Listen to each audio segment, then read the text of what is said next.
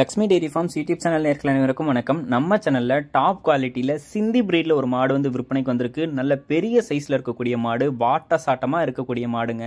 மாடு வந்து சுழி சுத்தம் கொண்ட மாடு, நல்ல மேய்ச்சல் முறையில் வளர்க்கப்பட்ட மாடு. தண்ணி தீவனத்துக்கு எந்த ஒரு குறையுமே இருக்காது. எதை போட்டாலும் சாப்பிட்டுக்கும். சுழி சுத்தமான மாடு அப்படின்னு சொல்லி தான் விற்பனையாளர் சொல்லியிருக்காங்க.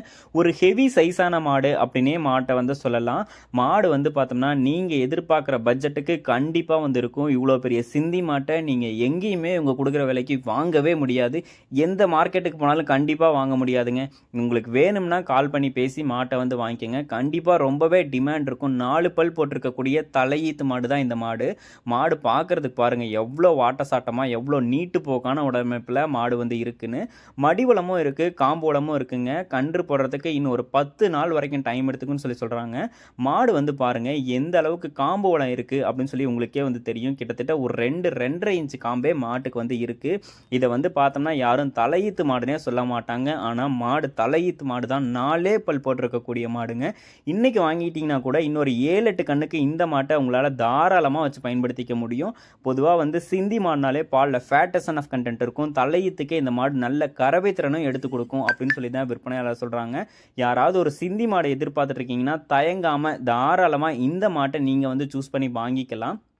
பால் வந்து நல்லா டேஸ்ட்டாக இருக்கும்.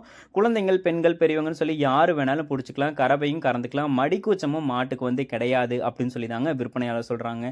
உங்களுக்கு வேணும்னா உடனே டிஸ்பிளேல தெரிய நம்பருக்கு வந்து கால் பண்ணி பேசி விலையை கேட்டு அனுசரித்து மாட்டை வாங்கிக்கோங்க.